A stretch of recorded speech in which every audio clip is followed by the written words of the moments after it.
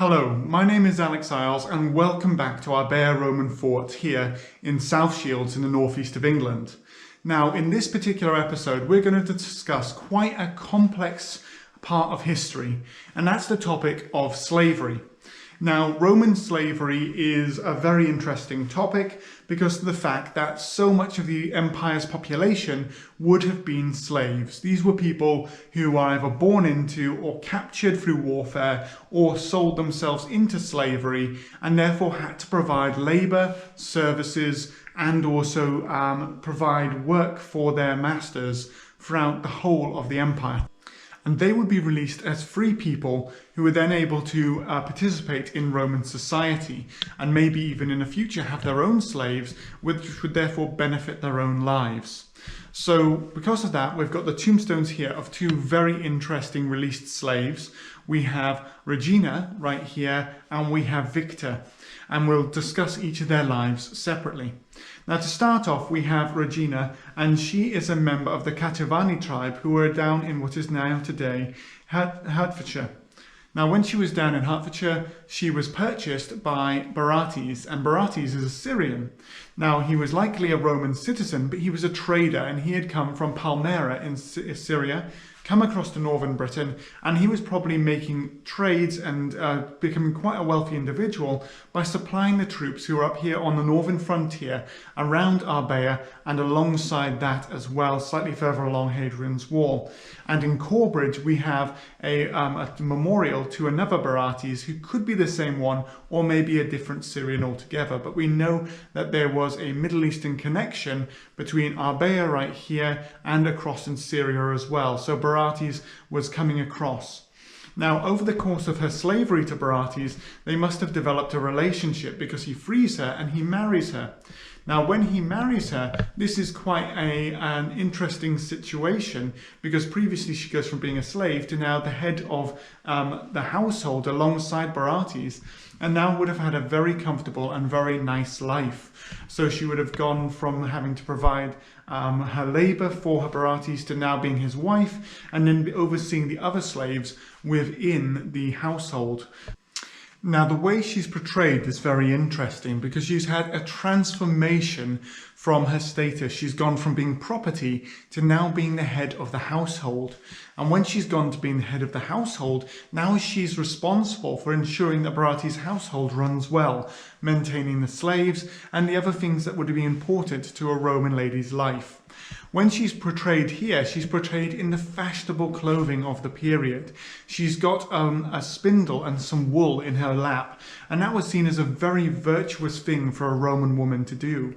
Roman women were expected to spin yarn and thread, and by doing so, that was seen as a very good pastime for a Roman woman. And just beside her as well, she's opening a treasure box, which probably reflects the wealth and power of her husband, who would have had great influence throughout the local area through bringing trade in for the soldiers on Hadrian's Wall and up here on the northern frontier.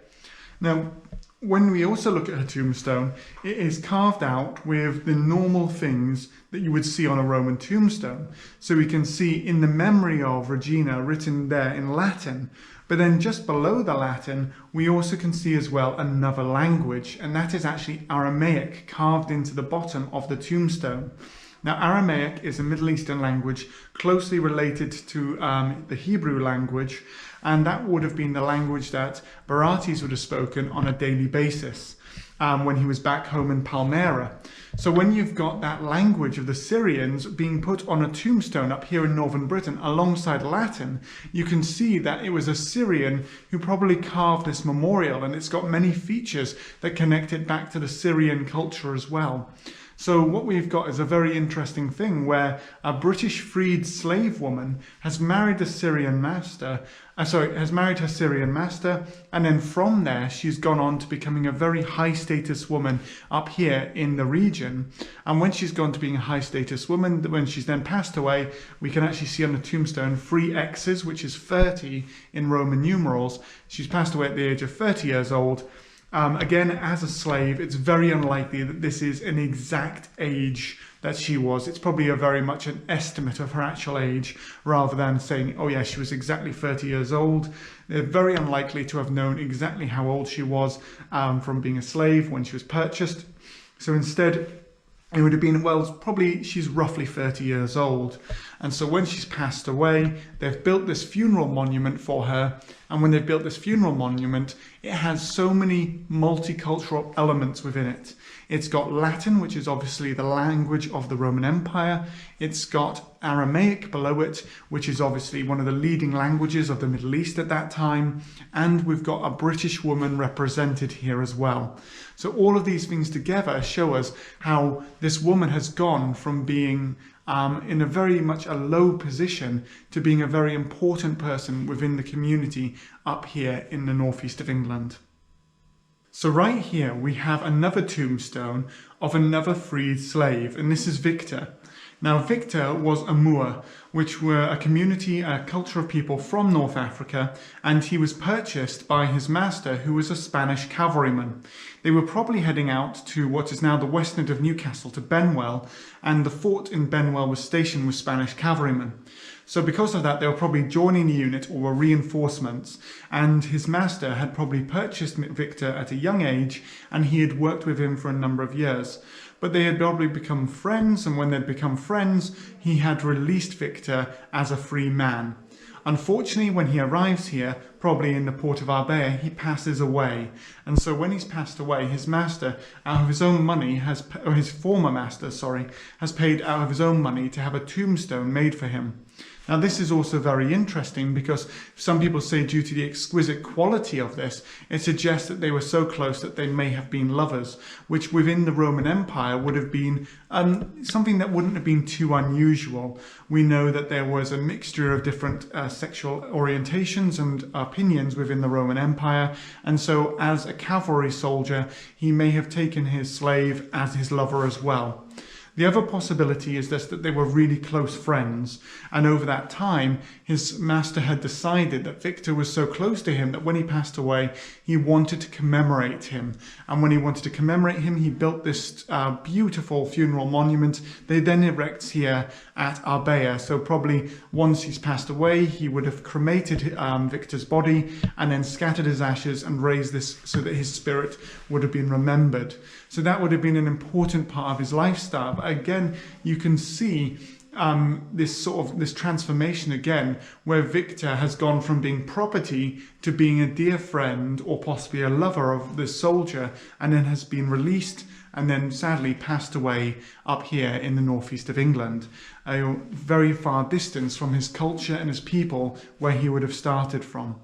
So a very interesting one. And again, we can see that he's got 20 marked on his tombstone, very much like Regina. We don't know if that's his exact age or if that instead is a rough guess. Because again, with slaves, they probably wouldn't have said, right, we know for certain this slave is this old, and they would have had a rough estimate instead. So right here again, you can see the lives of two former slaves up here in northern Britain. One of them, a British woman who's married into a very wealthy Syrian family of merchants. She's then become a freed woman and has styled herself as a Roman woman who is considered virtuous and wealthy. And then when she's passed away, she has been remembered by her husband lovingly, who has named her and shown her off for all people to see in both Latin and in the Aramaic language of the Middle East. And then side by side with that, we have a young North African boy who was taken as a slave, became close friends or into a relationship with his Spanish cavalry master. From there, they have then transported up here to the northeast of England to be a part of the garrison on Hadrian's wall, but he's passed away, and his former master and his friend has decided that he wants to have a memorial so all can see his story.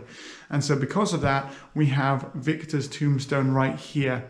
And so both of these show how this being a slave in the Roman Empire was, even though it was horrendous, at the same time there was opportunities for freedom, there was opportunity to and to become released and to become a freed person within the empire. And by becoming a freed person, you would then be able to conduct your own private life and then possibly become wealthy or to establish yourself within the empire itself.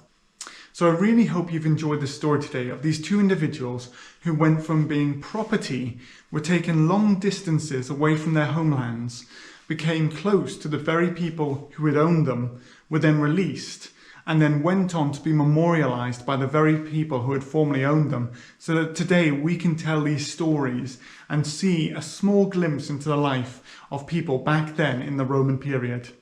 I really hope you've enjoyed the episode today, and if you have, I would ask you, if you aren't already, to please subscribe to the channel, share the video with your friends, and if you would like to support me further, I do have a Patreon which would enable you to basically start giving your opinions and basically helping to shape some of the content I produce on this channel. Other than that, I hope that you are safe and well, and you'll join me again for another video soon. Until next time, thank you very much.